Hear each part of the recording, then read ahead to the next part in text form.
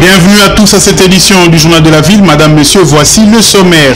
Liberté provisoire de Jean-Pierre Bemba. Les juges de la Cour pénale internationale CPI ont décidé ce mardi de rendre leur décision le mercredi 13 juin sur la remise en liberté provisoire au nom du sénateur Jean-Pierre Bemba. Ce dernier a été acquitté en appel le week-end dernier sur l'affaire des crimes de guerre et crimes contre l'humanité, pour laquelle il avait été condamné à 18 ans de prison.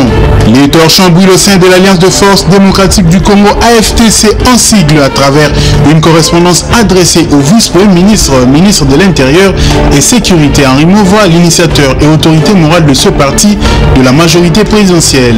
Bahati Lukobo constate l'auto-exclusion de Joseph Kokonyani, troisième vice-président de l'AFDC, suite à sa non-participation aux activités du parti, son implication directe et active dans la démobilisation des militants, les défauts des cotisations ainsi que son refus catégorique à répondre à l'invitation lui lancée par le président du parti.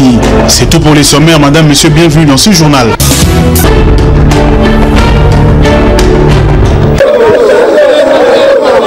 Devant les bureaux de la division urbaine des transports dans la commune de la Gombe, le lundi 11 mai, l'équipe rédactionnelle du Journal de la Ville a trouvé un bon nombre de chauffeurs en taxi en train de revendiquer leurs droits. Ces derniers réclament l'injustice au cours du déroulement des travaux d'identification qui leur sont obligés par le gouvernement provincial. Certains chauffeurs se plaignent du fait qu'ils ont versé l'argent pendant la période du moratoire alors que les documents n'ont pas été livrés. Pourtant, ceux qui ont payé après, leurs documents ont été livrés. liboso eza ba oyo baza na CPI na bazwi papier otokola te dossier ya mibale eza bato basi bafuta mais jusque là na bazwi na CPI te na papier otokola te. Le problème est que il y a des gens bazoya bazobima à 22h 23h chaque jour bato bafuta depuis le 1er depuis le 31 depuis le 28 si lelo bazosala ba défilé mitukeza na ndaku moyeba sala musale zate bato baolala nzala. Mais de notre grande surprise le rôle ba Matisi monta bato wana baye bafuti lelo bazui lelo c'est ce qui aussi qui nous a tiqué un peu $20 bafuti $20 lelo bazui lelo to comprendre te bapesi bango CPI te bapesi bango eloko te c'est juste que non lokolo futi banani bafuti lelo kota yewana bimi sans faire 10 minutes sans faire 5 minutes. On se demande pourquoi injustice ya bongo demande na biso ezapoye qu'ils permettent alors l'état bango moko ba harmoniser ba otokola ba papier ya si les gens présentaient ces papiers ou ces pays batiki batu basali musala. Et par rapport aussi à ma problème à couleur on a compris que couleur eza jaune partout batika pe kwa mbouye population par rapport à couleur. Au gouvernement provincial de prendre les dispositifs y afférents.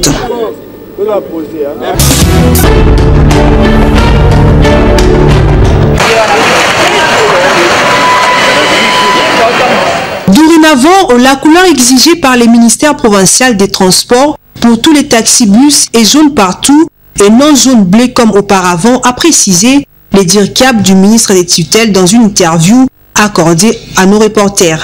La couleur réglementaire est jaune drapeau. Et l'autocollant doit être posé, comme vous le voyez, au flanc, avec éventuellement cette enseigne-là de taxi. Donc il n'y a plus de polémique. Avant c'était bleu-jaune, et l'arrêté signé récemment par son excellence monsieur le gouverneur de la ville, et même le ministre l'a communiqué avant, c'est la couleur jaune. Seul jaune sur toute la voiture. Y a-t-il un moratoire pour ceux qui ont déjà coloré les leurs en jaune-bleu? Ces derniers indiquent ceci. En aparté, j'ai entendu le président provincial de la SECO formuler en informel cette demande-là. Il reviendra à l'autorité de s'y pencher. Mais ce qu'on peut dire à ce stade, c'est que la couleur et le numéro sont des éléments majeurs d'identification, surtout des nuits, des véhicules de transport en commun. Et comme vous le savez, il n'y a que ces deux éléments-là qui peuvent permettre à la police de s'assurer que tel véhicule est conduit au transport en commun. Néanmoins, il appartiendra à l'autorité urbaine d'apprécier la requête que le président a tenté de formuler tout à l'heure. Tout véhicule exerçant les transports en commun dans la ville doit porter cette couleur jaune partout.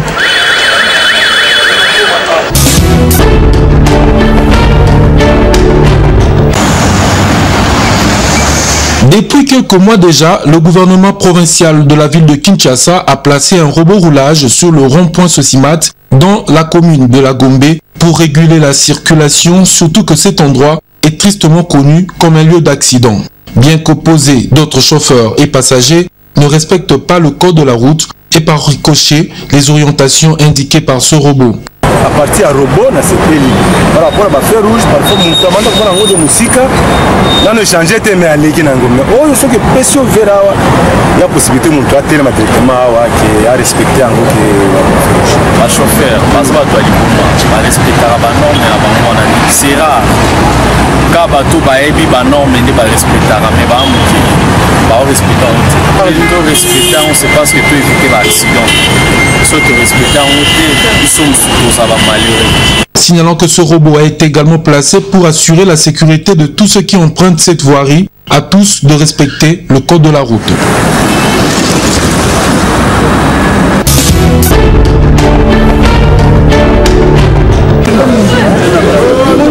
La maison communale de Lemba vient d'être dotée d'une salle polyvalente d'une capacité de 300 places et qui porte le nom de Toussaint Kaputu, bourgmestre de cette municipalité. C'est Godard Moutemouna, ministre provincial de transport, représentant du gouverneur de la ville qui a procédé à l'inauguration de cette salle en présence de quelques ministres et députés provinciaux ainsi que des bourgmestres d'autres communes et de la population de Lemba. Cette salle va servir à différentes cérémonies dont celle des mariages. C'est donc un bien public, ont dit plusieurs personnes interrogées à ce sujet. Cette salle va permettre que le réunion de grande importance se tienne, que le mariage se tienne également ici. Donc je ne peux que féliciter le bourgmestre Toussaint Kaputu pour avoir posé cet acte de grande envergure en faveur de l'Embatec.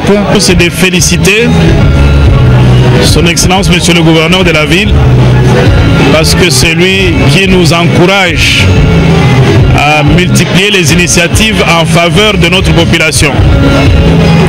Ces félicitations vont tout droit aussi à mon collègue et frère, je dirais même et confrère, le bourgmestre de la commune de Lemba pour cette initiative. Aux habitants de Lemba, je leur demande de faire confiance à leur bourgmestre comme institution. S'ils s'acquittent de leurs taxes, s'ils s'acquittent de leurs redevances et s'ils répondent au message du bourgmestre, en contrepartie, ils auront plusieurs projets comme celui-ci. C'est une grande œuvre que Monsieur le bourgmestre vient de réaliser à Lemba pour nous, le Lembatec. Nous sommes très heureux de recevoir vraiment cette œuvre qui va servir à la population de la commune de Lemba. Pour lier l'utile à l'agréable, des spectacles, musique et sport étaient au rendez-vous.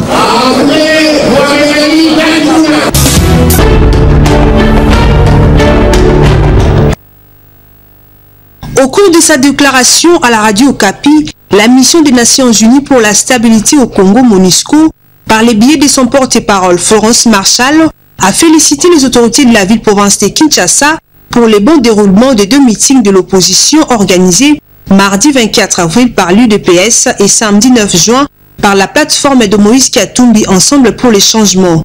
Elle estime que le caractère pacifique de manifestation de ces partis de l'opposition doit servir d'exemple pour créer la confiance entre l'ensemble des parties prenantes au processus électoral et les autorités congolaises. La MONUSCO, à travers la représentante spéciale du secrétaire général, va continuer son plaidoyer pour que de telles manifestations se déroulent dans le calme sur l'ensemble du territoire national, parce qu'il est important qu'en cette année électorale, l'exercice de la liberté d'expression soit garanti dans un environnement pacifique, a-t-elle souligné.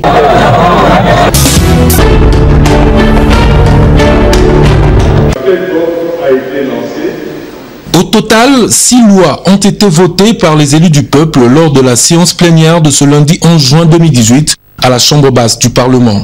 Parmi ces textes, 2 propositions de loi organique de modification émanant du député national Jean Rombo Moulengi portant sur la fixation des subdivisions territoriales à l'intérieur des provinces ainsi que celles relatives au fonctionnement des entités territoriales décentralisées et leur rapport avec l'État et les provinces.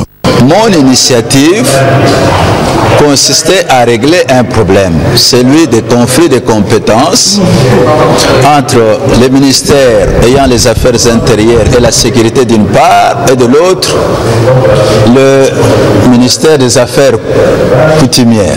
Cependant, tout au long du débat, comme vous l'avez constaté, la plénière a estimé revenir sur une option prise par les législateurs de 2006 en ce qui concerne l'initiative de création des groupements.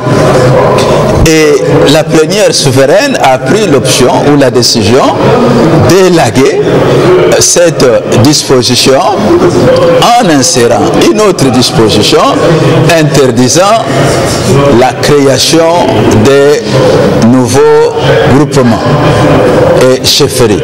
Signalant Cormis ces lois, l'Assemblée plénière s'est également penchée sur le projet de loi portant principes fondamentaux relatifs au tourisme, après audition du rapport de la Commission environnement, ressources naturelles et tourisme, chargée d'examiner le dit projet en seconde délibération.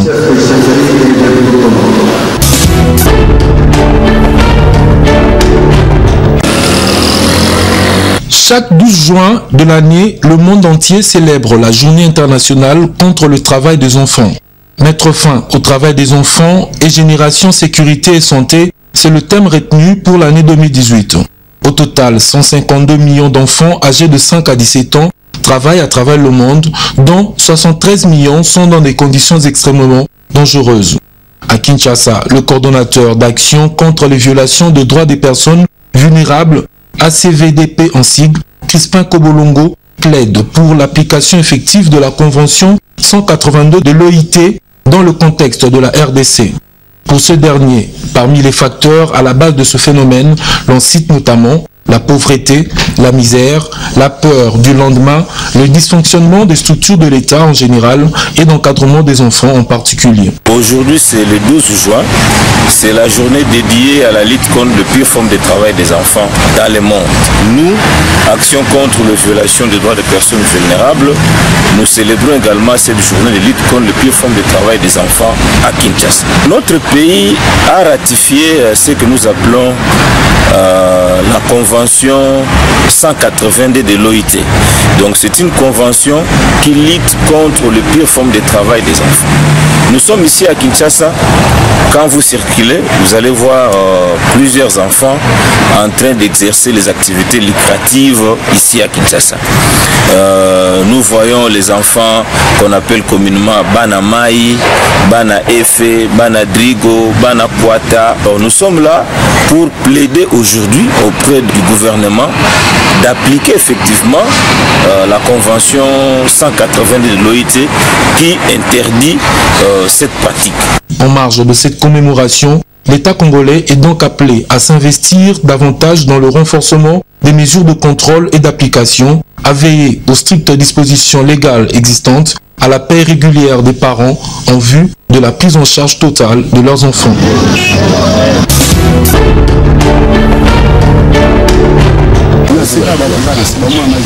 Nous sommes à la vallée de la Funa qui mesure 7 km, des triangles jusqu'à Masangambila à Mongafula. Ces champs regorgent en son sein plus ou moins 7000 maraîchères qui œuvrent dans ces domaines des travaux champêtres en vue de nourrir la population congolaise. On retrouve ici toutes sortes de légumes, comme nous expliquent ces deux travailleurs trouvés sur place et ont en même temps parlé des difficultés qu'ils rencontrent en exerçant ces métiers d'agriculture.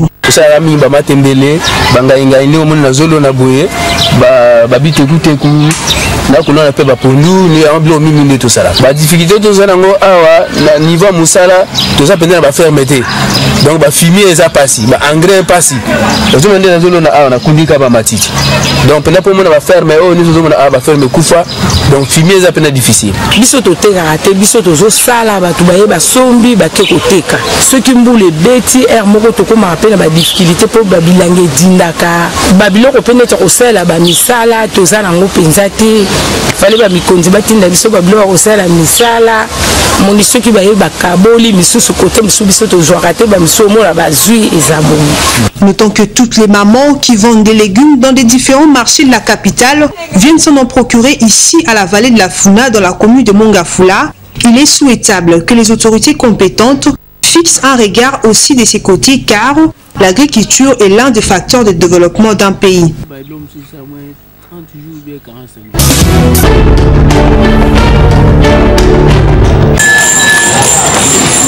Il y a de cela 3 mois que les habitants de Zavni Kafouti, Boulungu, Mundele et Boloba au quartier Ndanou, dans la commune délimitée, ne bénéficient plus du courant électrique.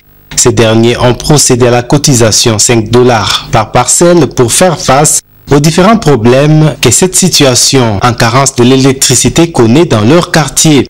Ils lancent ainsi un appel pressant aux autorités compétentes. Le problème du courant ici, c'est un problème majeur. Nous souffrons ici, ça fait presque 3 mois qu'on n'a pas d'électricité. Aucun responsable ni une autorité de la SNEL est passé ici pour regarder qu'est-ce qui se passe. C'est parce que ça fait partie de leurs responsabilités. Je vais lancer d'abord un message aux autorités du pays parce que ça fait partie de la révolution de la modernité lancée par les chefs de l'État. Alors si nous voyons de tels cas, ceci prouve qu'il y a quelque part une négligence de la part des autorités. Et de la part de la SNEL, c'est aussi une incompétence que la SNEL est en train d'éprouver dans ses fonctions. Donc nous lançons un appel patriotique. Si ces responsables-là pouvaient faire quelque chose pour nous, ça serait une très bonne chose. Courant, ils ont passé. Si les débats, ils sont abonnés comme Congo Mongo, pour signer la société sur courant. Ils ont signé.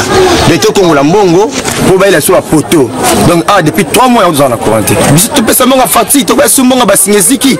C'est l'État de moi à Cambote. Pour la cate, Wakuluna yango bazokomela biso po mulili eleki mingi. Mboka nini ezanga bakura boye basinga kaka boye. Bato bazokufa na basinga oyo na bakura boye. Babongisela biso basinga oyo. Bakonzi bazali sute koma biso boko. Les habitants du quartier Ndanou se plaignent en outre du fait que des factures pour lesquelles ils n'ont pas bénéficié de l'électricité leur sont remis par les services de la SNEL.